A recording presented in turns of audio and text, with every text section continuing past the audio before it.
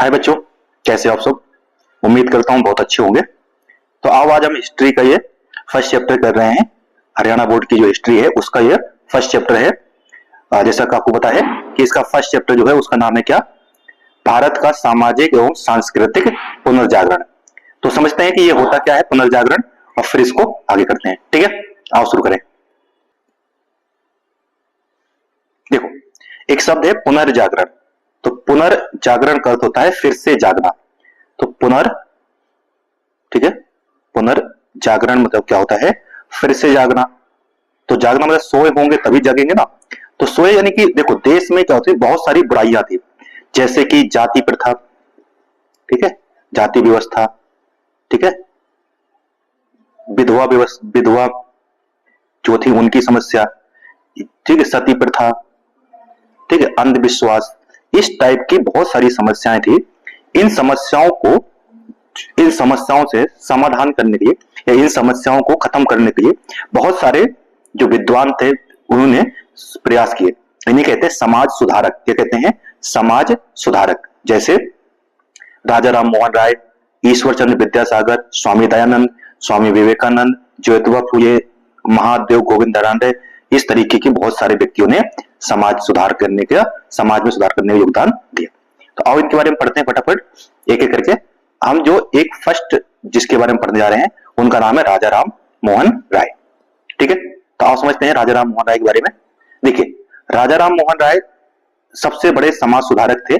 इन्होंने इन्होंने सर्वप्रथम 1828 में 1828 20 अगस्त, ठीक है, 20 अगस्त 1828 को अपना एक संगठन बनाया। क्या बनाया? एक संगठन बनाया, ठीक है, जिसका नाम क्या था? ब्रह्म समाज। क्या नाम था? ब्रह्म समाज। मोस्ट इंपोर्टेंट याद रखना, पूछेगा कि ब्रह्म समाज की स्थापना किसने की थी? राजा राम मोहन राय ने। तो ब्रह्म समाज की स्थापना राजा राम मोहन राय ने की थी। कब की थी? 1828 में। इन्हें समाज सुधार का अग्रदूत कहा जाता है। अग्रदूत में ऐसा व्यक्ति जिसने समाज सुधार की शुरुआत की। तो इन्हें क्या कहते हैं? समाज सुधार का अग्रदूत किसे कहते हैं? राजा राम मोहन राय के बारे में। तो इन्होंने क्या क्या काम किया है ये देखते हैं। एक तो इन्होंने सती प्रथा को समाप्त किया। क्या किया? सती प्रथा को समाप्त। सती प्रथा क्या होती थी कि अगर कोई पुरुष मर जाता था तो उसकी पत्नी को अपने पति के साथ ही जलना पड़ता था। तो इस प्रथा को, इस बुराई को किसने खत्म करने का प्रयास किया? राजा राम मोहन राय ने प्रयास किया। और 1829 में, देखो 1828 में क्या हुआ, इन्होंने बनाया अपना ब्रह्म समाज, और 1829 में ही सती प्रथा पर प्रतिबंध कर दिया गया कि अगर कोई भी सती प्रथा करता है तो उसको सजा दी जाएगी। और इसको किसने किया था? तो एक जो अंग्रेज अधिकारी थे, अंग्रेज गवर्नर थे, जिनका नाम था विलियम बेंटिक। तो बेंटिक ने सती प्रथा को समाप्त कर दिया। इंपॉर्टेंट है। तो एक तो इनका काम पूछेगा तो ये कहेंगे कि सती प्रथा को समाप्त करने में इनका योगदान था। दूसरा जो काम था वो था नारी दशा में सुधार करना। जो औरतें थी, स्त्रियां थी, उनको न पढ़ने की मतलब आजादी थी, ना कुछ बाहर जाने की आजादी थी, और बहुत ही बचपन में विवाह कर दिया जाता था। इस टाइप की जो समस्याएं थी उन सबको भी समाप्त करने में राजा राम मोहन राय ने इंपॉर्टेंट काम किया। तो नारी स्वतंत्रता का इन्हें अग्रदूत माना जाता था। इतना याद रखेंगे बस। तीसरा है जाति प्रथा का विरोध किया। उन्होंने कहा कि जो जाति व्यवस्था है ये बेकार है, जो छुआछूत है जाति व्यवस्था के नाम पर, ये सबसे बड़ी समस्या है जिसे हमें समाप्त करना चाहिए। तो जाति व्यवस्था को भी इन्होंने विरोध किया। तो तीन बातें याद रखेंगे अभी इनके बारे में। चौथी रखेंगे कि इन्होंने बहुत सारे समाचार पत्र के प्रकाशित किए। समाचार पत्रों के माध्यम से ही अपना संदेश दिया दुनिया को। तो जैसे इनके समाचार पत्र याद रखना, जैसे एक है ब्राह्मणिकल मैगजीन, दूसरा है संवाद कौमुदी, तीसरा है म्रात और अखबार, और चौथा है बंगदूत। ठीक है, ये चार इंपॉर्टेंट इनके पत्र हैं। कौन कौन से? ब्राह्मणिकल मैगजीन, दूसरा है संवाद कौमुदी, तीसरा है म्रात और अखबार, और चौथा है बंगदूत। इंपॉर्टेंट है, इसको याद रखेंगे। इतना याद रखेंगे। तो अगर पूछे कि राजा राम मोहन राय के बारे में, ठीक है, राजा राम मोहन राय के बारे में शॉर्ट में बताओ, तो क्या बताएंगे कि एक तो इन 4-5 काम बताएंगे। एक तो इन्होंने, ठीक है, सती प्रथा, सती प्रथा, ठीक है, इन्होंने सती प्रथा को समाप्त किया, सती प्रथा। दूसरा, ब्रह्म समाज की स्थापना की, ब्रह्म समाज की स्थापना की। स्त्रियों स्त्री दशा में सुधार किया, ठीक है, सुधार, जाति व्यवस्था का विरोध, जाति व्यवस्था का विरोध किया। ये इतनी बातें इनके बारे में कर देंगे तो आपका उत्तर हो जाएगा, ठीक है। तो ये हो गया हमारा किसके बारे में, राजा राम मोहन राय के बारे में, ठीक है। आगे थोड़ा सा समझते हैं, ठीक है। तो राजा राम मोहन राय, ठीक है, और क्या किया, व्यक्तिगत स्वतंत्रता के अधिकारों को के बारे में कहा कि सभी को आजादी होनी चाहिए, सभी को स्वतंत्रता होनी चाहिए। ये भी याद है तो ठीक है, अदरवाइज कोई इंपॉर्टेंट नहीं। अंग्रेजी शिक्षा, इनका मानना था कि जो भारतीय हैं उनको अंग्रेजी में शिक्षा देनी चाहिए, जो पश्चिमी शिक्षा है उसको दी जानी चाहिए। मानवता और विश्व बंधुत्व को प्रोत्साहित किया। तो ये भी आप 3-4 पॉइंट याद रख सकते हैं। तो खत्म करते हैं इसको, ठीक है। इसके बाद देखिए दूसरे व्यक्ति जो है जिनका नाम है प्रार्थना समाज की स्थापना किसने की। तो प्रार्थना समाज इंपॉर्टेंट है, पूछेगा कि प्रार्थना समाज की स्थापना किसने की, ठीक है।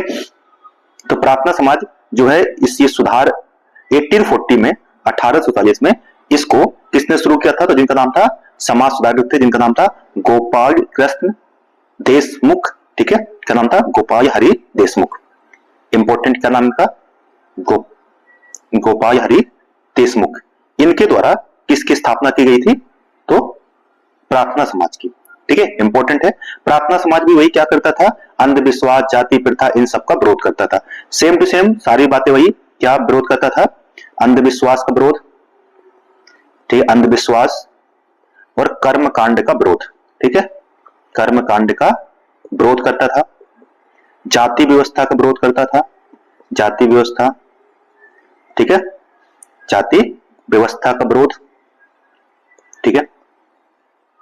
और क्या करता था, ये औरतों की जो, ठीक है, मूर्ति पूजा का विरोध, ठीक है, मूर्ति पूजा का विरोध, ठीक है।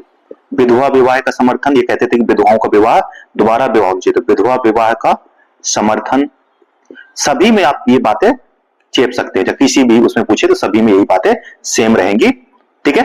तो याद रखना कि प्रार्थना समाज की स्थापना किसने की, गोपाल हरि देशमुख, ठीक है, जिनका नाम एक नाम और क्या था, तो योग हितवादी, ठीक है, कहा जाता था। और दूसरे व्यक्ति जो थे इनका नाम था 1867 में ब्रह्म समाज से प्रभावित होकर आत्माराम पांडुरंग, इनका नाम याद रखिएगा, क्या नाम है, आत्माराम पांडुरंग। अगर इनका कहीं पे नाम आ जाए तो ये आंसर हो जाएगा और इनका नाम आ जाए तो हो जाएगा। तो आत्माराम पांडुरंग, पांडुरंग प्रार्थना समाज, पांडु प्रार्थना, ऐसे रखना, पांडु से प्रार्थना, ठीक है। और एक व्यक्ति और थे जिनका नाम था आरजी भंडारकर, आरजी भंडारकर। तो इतने 2-3 नाम याद रखेंगे इनके बारे में, ठीक है। ये है महादेव गोविंद रानाडे, ये भी प्रार्थना समाज से जुड़े हुए थे। तो प्रार्थना समाज से कौन जुड़े थे, महादेव गोविंद रानाडे, महादेव गोविंद रानाडे। रानाडे ने क्या किया था, महाराष्ट्र में विधवा पुनर्विवाह संघ की स्थापना की थी। किसकी स्थापना की, विधवा पुनर्विवाह संघ की स्थापना किसने की, महादेव गोविंद रानाडे। इतना याद रखना है इनके बारे में बस। इसका आते हैं तीसरे व्यक्ति हैं जिनका नाम है मोस्ट इंपोर्टेंट है, वो है दयानंद सरस्वती, स्वामी दयानंद सरस्वती।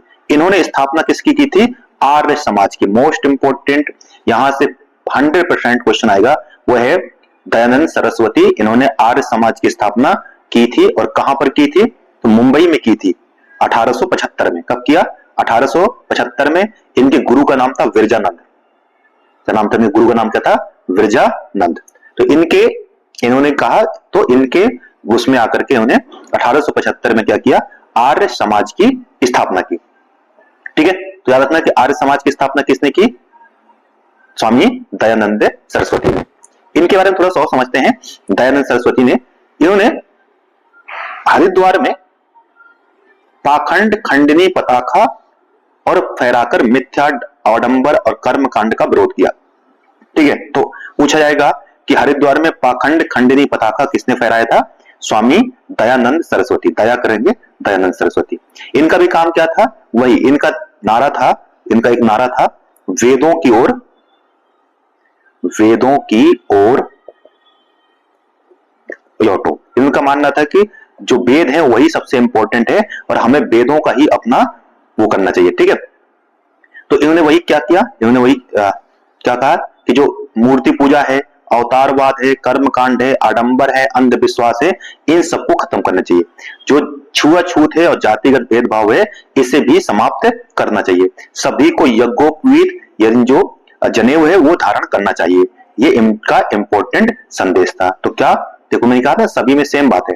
मूर्ति पूजा का विरोध, अवतारवाद का विरोध, कर्मकांड का, बाह्य आडंबर, अंधविश्वास, इन सबको, जातिगत छुआछूत जो है, इन सबका विरोध किसने किया? ये आर्य समाज ने। ठीक है, तो देखिए आर्य समाज ने क्या क्या किया। आर्य समाज राष्ट्रीय हित में 3 कार्य किए। क्या क्या 3 काम किए? देखिए, ठीक है, राष्ट्रीय हित में 3 काम। स्वामी दयानंद ने देश में एकता स्थापित करने के लिए 3 कार्यों की योजना बनाई। प्रथम कार्य क्या किया कि हरिद्वार में कुंभ में सन्यासियों के मध्य जो भेदभाव था, उन्हें वेद आधारित विचार रखें, ठीक है, ताकि मतभेद को दूर किया। दूसरा क्या किया? शास्त्रार्थ और सत्य असत्य का निर्णय कर विद्वानों को संगठित किया, ठीक है। और तीसरा था कि 1877 में दिल्ली दरबार के समय समाज सुधारकों को आमंत्रित किया। तो इतना बस याद रखना, ज्यादा नहीं। मोस्ट इंपोर्टेंट जो है वो है सत्यार्थ प्रकाश। इनकी किताब का नाम क्या है? सत्यार्थ प्रकाश, सत्य का प्रकाश। याद रखना, इनकी पूछा जाएगा कि किसकी किताब है, तो दयानंद सरस्वती की। कौन सी किताब? सत्यार्थ प्रकाश। तीसरा मैंने बताया था नारा दिया इन्होंने, वो था वेदों की ओर लौटो। किसका नारा था? स्वामी दयानंद सरस्वती का। इन्होंने एक आंदोलन शुरू किया था जिसका नाम है शुद्धि आंदोलन। इसका अर्थ क्या था कि जो भी व्यक्ति हिंदू धर्म को छोड़ करके किसी और धर्म में जा चुके हैं, वो वापस से अपने धर्म में वापस आ जाए। तो ये पूछेगा क्या था, तो इसका क्या था कि जो व्यक्ति आरंभ किया था, जिसका मुख्य उद्देश्य था कि हिंदू धर्म से अन्य धर्मों में जो गए हैं वो वापस हिंदू धर्म में आ जाए। वर्ण भेद को इन्होंने समाप्त किया, यानी जाति व्यवस्था, वर्ण भेद जो है उसको समाप्त करने का महत्वपूर्ण योगदान दिया। तो कितनी बातें कहेंगे इसमें से? एक तो है वर्ण भेद को समाप्त किया, शुद्धि आंदोलन शुरू किया, और वेदों की ओर लौटो का नारा दिया, और सत्यार्थ प्रकाश मोस्ट इंपोर्टेंट है। इनकी किताब का नाम क्या था? सत्यार्थ प्रकाश, ठीक है। इतनी बातें इनके बारे में याद रखना। और इन्होंने क्या स्थापना की? 1875 में आर्य समाज की स्थापना की, ठीक है। तो देखिए एक बार मैं यहां बताता हूं फिर से कि किसने क्या किया, ठीक है।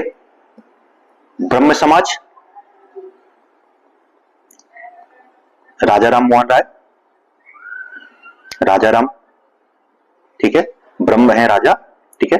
प्रार्थना समाज, आत्माराम पांडुरंग, आत्माराम पांडुरंग, ठीक है। और तीसरे हैं आर्य समाज, जो हो गए दयानंद सरस्वती, दयानंद सरस्वती, ठीक है। इतना इनके बारे में आप भी याद करेंगे, ठीक है बच्चों। इसका देखो तीसरे जो है इंपॉर्टेंट है, ये हो गया हमारा इनके बारे में। और इनके बारे में कुछ भी याद करने की ज्यादा जरूरी आपको नहीं है, ठीक है। तो अब बाकी इसमें जैसे बाल विवाह के विरोध, विधवा पुनर्विवाह का समर्थन, ये शिक्षा प्रसार, ये सब तो इन्होंने किया ही किया, आप जानते हैं, ठीक है। जो डीएवी स्कूल है ये इन्होंने शुरुआत की थी, तो ये याद रखना डीएवी जो है इन्हीं का शुरुआत किया हुआ है, जिसका नाम क्या है? दयानंद एंग्लो वैदिक संस्थाएं जो है वो इन्हीं से संबंधित है। बाकी इनको बारे में इंपॉर्टेंट नहीं, छोड़ दो। तीसरे व्यक्ति आते हैं जिनका नाम है स्वामी विवेकानंद। मोस्ट इंपॉर्टेंट है स्वामी विवेकानंद, ठीक है। इन्होंने रामकृष्ण परम मिशन की शुरुआत की। क्या नाम था इनका?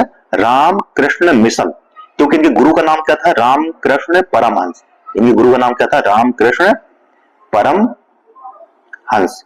इस वजह से इन्होंने रामकृष्ण मिशन की शुरुआत की। मोस्ट इंपोर्टेंट है, कब की थी? 1897 में। तो 1897 में रामकृष्ण मिशन की स्थापना हुई, ठीक है। इनके गुरु का नाम क्या था? रामकृष्ण परमहंस, ठीक है। और इन्होंने, ठीक है, बाद में बेलूर जो है वहां पर एक मिशन यानी एक मठ की स्थापना भी की थी, तो ये भी इंपॉर्टेंट है, याद रखिएगा। बाकी इन्होंने एक शिकागो में धर्म संसद का आयोजन किया था। क्या किया था? शिकागो में धर्म संसद का आयोजन, यानी कि सभी धर्मों के व्यक्ति वहां जाकर के एकत्रित हुए थे। तो उसमें से हिंदू धर्म को प्रसार करने, बढ़ावा देने के लिए यहां से कौन गए थे? वो थे स्वामी, ठीक है, विवेकानंद। तो 1893 में शिकागो अमेरिका में ये गए थे, जहां इन्होंने धर्म संसद में 11 सितंबर 1893 को भाषण दिया था, ठीक है। और इस भाषण को पूरी दुनिया ने सुना था, जिससे भारत के बारे में उनको जानकारी प्राप्त हुई थी। मोस्ट इंपोर्टेंट है, धर्म संसद में कौन गया था? तो धर्म संसद में जाएंगे कौन? स्वामी विवेकानंद, स्वामी विवेकानंद, ठीक है। कब? 1893 में, याद रहेगा। आगे देखो, स्वामी विवेकानंद थे, ये सभी धर्मों में एकता स्थापित करने की बात कहते थे। ये कहते थे कि सभी धर्म समान है और सभी धर्मों को महत्व देना चाहिए। इन्होंने भारत भ्रमण किया और इन्होंने सभी धर्मों को समान माना। क्या कहते थे कि धर्म हमेशा मनुष्य को सद्विचार और आत्मा से जोड़ता है, तो इन्होंने सभी धर्मों को समान माना। शिक्षा पर इन्होंने इंपॉर्टेंट दिया, इन्होंने कहा कि शिक्षा सबसे ज्यादा इंपॉर्टेंट है।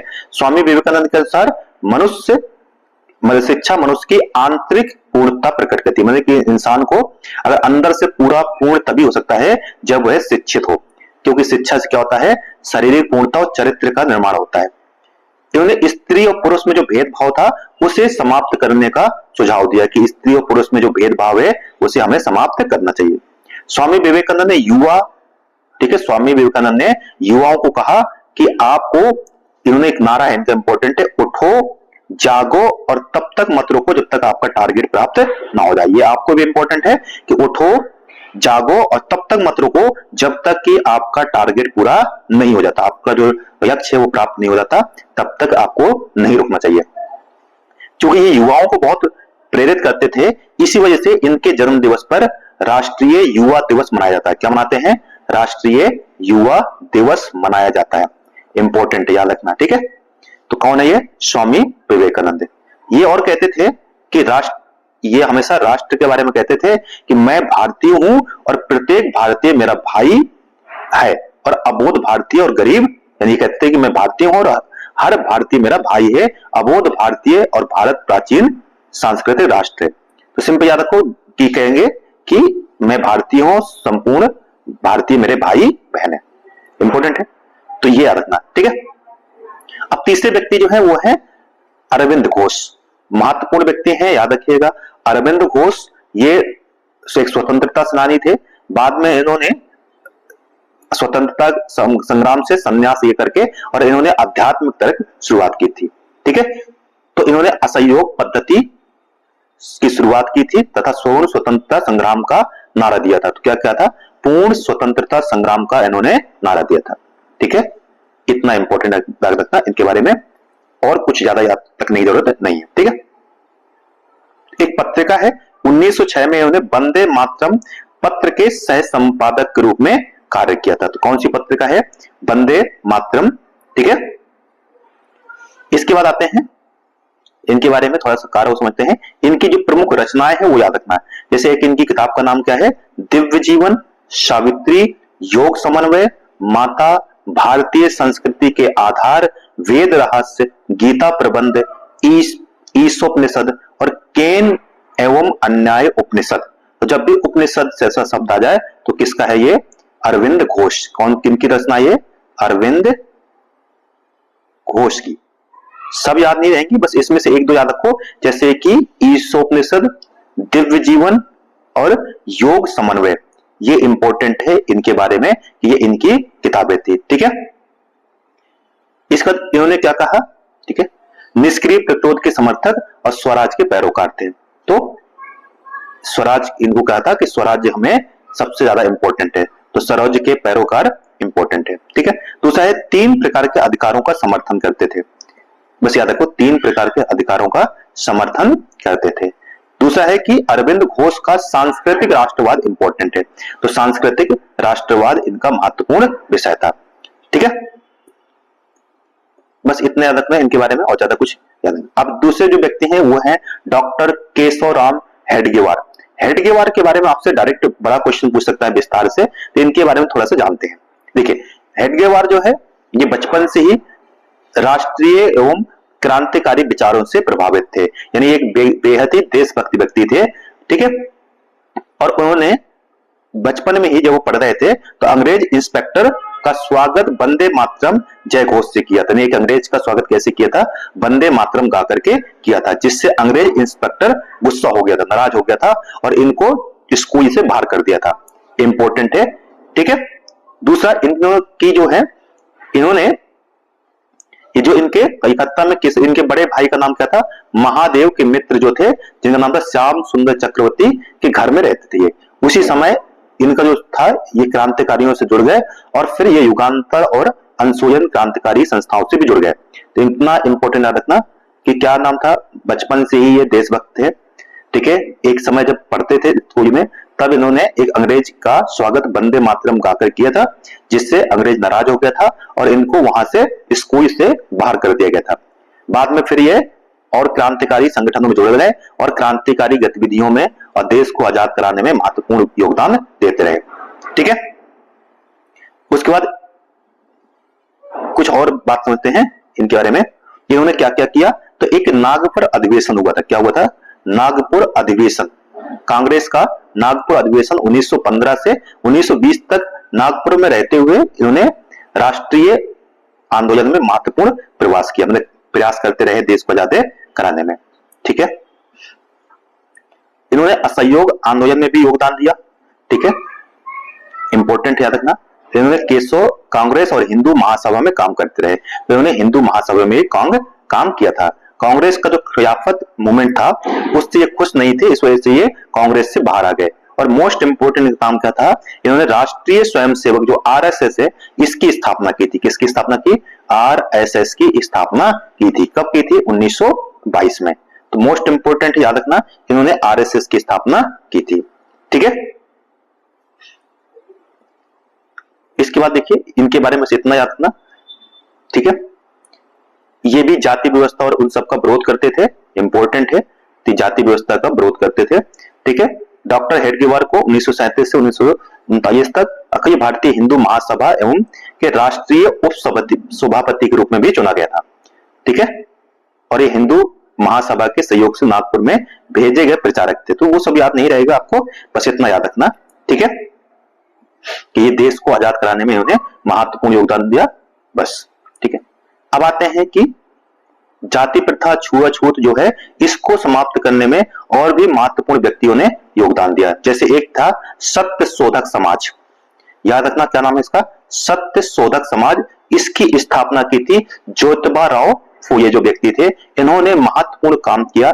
इनका काम था कि जाति व्यवस्था जो है ये एक समाज में बहुत बुरी चीज है और इसे समाप्त करना चाहिए। तो सत्य शोधक समाज जिनका स्थापना किसने की थी? ज्योतिबा राव फूले ने। दूसरे व्यक्ति थे नारायण धर्म, ठीक है, श्री नारायण गुरु। जो नारायण गुरु है इन्होंने कहा था कि मानव मात्र के लिए एक धर्म होना चाहिए, एक जाति होना चाहिए और एक यानी मनुष्य का एक ही जाति, एक ही धर्म और एक ही ईश्वर होना चाहिए और जाति व्यवस्था जो है उसे हमें पूरी तरीके से समाप्त कर देना चाहिए। ठीक है, याद रखना कि श्री नारायण गुरु और दूसरे क्या हैं? ज्योतिबा राव फूले। इन्होंने जाति व्यवस्था को समाप्त करने में महत्वपूर्ण योगदान दिया। तीसरे थे बाबा साहब भीमराव अंबेडकर। इन्होंने भी कई सारी इनकी किताबें हैं, जैसे कि शूद्र कौन थे, भाषाई प्रांतों पर प्रचार, अछूतों का उद्धार और प्रांत एवं अल्पसंख्यक, ये इनकी किताबें हैं। किनकी? बाबा साहब अंबेडकर की। शूद्र कौन थे, अछूतों का उद्धार, भाषाई प्रांतों पर विचार और प्रांत अल्पसंख्यक। इंपॉर्टेंट है, इनके बारे में याद रखिएगा, इनसे भी क्वेश्चन पूछा जा सकता है। और भी इनकी महत्वपूर्ण किताबें हैं, जैसे पाकिस्तान का विभाजन, याद रखना है। ठीक है, और क्या याद रख सकते हैं? बुद्ध एवं उनका मत, ये इंपॉर्टेंट है। गांधी एवं गांधीवाद, ये एक इंपॉर्टेंट है। रुपए की समस्या, उद्भव और समाधान, तो ये कुछ इनकी किताबें हैं जो आपको याद रखनी चाहिए। इन्होंने एक संगठन स्थापित किया था, संगठन बनाया था जिसका नाम था बहिष्कृत हितकारिणी सभा। इंपॉर्टेंट है, पूछेगा बहिष्कृत हितकारिणी सभा की स्थापना किसने की थी? ये की थी डॉक्टर बी.आर. अम्बेडकर ने 1924 में। इसमें जो अछूत थे उनकी समस्याओं का समाधान करने का प्रयास किया था। इसका मुख्य उद्देश्य क्या था? अछूतों दलितों को शिक्षा देना, दलितों का सांस्कृतिक उत्थान करना, अछूतों की समस्याओं का प्रतिनिधित्व करना और उनकी दशा में, आर्थिक दशा में सुधार करना। ये 4 पॉइंट याद रखेंगे किनके बारे में? बी.आर. अम्बेडकर साहब के बारे में, बहिष्कृत हितकारिणी सभा। इन्होंने एक और मूवमेंट शुरू किया था जिसका नाम था महाड़ सत्याग्रह। महाड़ सत्याग्रह 1927 में महाराष्ट्र में शुरू हुआ था, जहां पर जो महाड़ जाति के लोग थे, एक तालाब में पानी नहीं पीने दिया जाता था, वहां पर ये पानी पीने के लिए सभी जो अछूत समुदाय के जो तथाकथित अछूत थे उनको ये करिए पहुंचे और वहां जाकर के पानी पी करके इस समस्या को तोड़ा। इसी को महाड़ मूवमेंट कहते हैं। ठीक है, तो इंपॉर्टेंट याद रखिएगा, ये असमानता और भेदभाव का विरोध करते थे। ठीक है, उनको कहते थे कि जाति के आधार पर, भाषा के आधार पर, रंग के आधार पर या जन्म के आधार पर किसी के साथ भेदभाव नहीं होना चाहिए, यह सबसे बड़ी बुराई है। ठीक है, संविधान का निर्माण करने में इनका महत्वपूर्ण भूमिका है। आप जानते हैं कि संविधान सभा के ये, ठीक है, जो प्रारूप समिति थी, संविधान बनाने की जो समिति थी, उसके ये क्या थे, अध्यक्ष थे। इन्होंने 2 वर्ष 11 माह 18 दिन में पूरा संविधान बना के 26 नवंबर 1949 को तैयार किया था। इंपॉर्टेंट है, याद रखिएगा, ठीक है। इनकी कुछ बातें इंपॉर्टेंट है, जैसे अंतरजातीय विवाह को अनुमति दी, हिंदू, ठीक है, जो औरतें थी उनको भी संपत्ति का अधिकार दिया, पिता की संपत्ति पर पुत्री का अधिकार हो, और तलाक संबंधी नियम बनाए। हिंदू, इन्होंने हिंदू कोड बल, किसको, हिंदू से संबंधित एक कानून बनाया जिसको कहते हैं हिंदू कोड बल। तो ये कानून मंत्री थे और तभी ये आया था, ठीक है। बाद में इन्हें भारत रत्न से सम्मानित भी किया गया, ठीक है। तो याद रखिएगा इनके बारे में 4-5 बातें। ये क्या क्या कहते थे, कहते थे कि शिक्षा का विस्तार करना चाहिए, सभी को शिक्षा देना चाहिए, नारियों को भी शिक्षा देना चाहिए, औरतों को भी शिक्षा देनी चाहिए, बुराइयां जो है उन्हें समाप्त करना चाहिए, नारियों की दशा में सुधार करना चाहिए, जाति व्यवस्था को समाप्त करना चाहिए और अंधविश्वास को समाप्त करना चाहिए। ये इनका महत्वपूर्ण योगदान था, ठीक है। आगे देखते हैं। तो ये हमारा पूरी तरीके से चैप्टर खत्म हो गया, बहुत छोटे से शब्दों में, ठीक है। छुआछूत की समाप्ति हो, ठीक, आत्मविश्वास बढ़ाए, राजनीतिक चेतना का प्रसार हो, कर्म कांडों की कमी है। तो ये हो गए B.R. अम्बेडकर साहब के बारे में, ठीक है। आइए कुछ, जैसे इसमें बताता हूं कौन कौन से इंपॉर्टेंट प्रश्न है, वो देखो आप, इसको मैच कीजिए। राजा राम मोहन राय क्या हो जाएगा, संवाद कौमुदी। बताया तुमने अभी कि राजा राम मोहन राय, इनके पत्र का नाम क्या है, संवाद कौमुदी। दूसरे हैं तो स्वामी दयानंद सरस्वती। आपको पता है कि इनका सत्यार्थ प्रकाश इनकी किताब का नाम था, स्वामी दयानंद सरस्वती सत्यार्थ प्रकाश। हेडगेवार का संबंध किससे है, तो नागपुर से है। नागपुर में ही इन्होंने आरएसएस की स्थापना की थी। महर्षि अरविंद कहाँ थे, तो ये पौंडीचेरी में इनका आश्रम है, कहां पर, महर्षि अरविंद का। और B.R. अम्बेडकर का संबंध किससे है, महाड़ मूवमेंट से, महाड़ आंदोलन से। तो ये इंपॉर्टेंट है, इतना याद रखिएगा। इसमें जो प्रश्न है वो आप शुद्धि आंदोलन समझ याद रखना है, और अंबेडकर साहब का योगदान, और वहीं जो हेडगेवार है इनका योगदान इंपॉर्टेंट है, वो याद रखेंगे, ठीक है। तो 4-5 बातें, इतना अगर आप इस चैप्टर में इतना करते हैं तो और कुछ भी इसमें करने की जरूरत नहीं है, ठीक है बच्चों। तो उम्मीद है कि ये समझ में आया होगा। अगर आया है तो आप इसको सब्सक्राइब कर दीजिएगा और शेयर भी कर दीजिएगा। नेक्स्ट वीडियो में हम नेक्स्ट चैप्टर 2 चैप्टर कवर करेंगे, ठीक है। तो धन्यवाद, जय हिंद।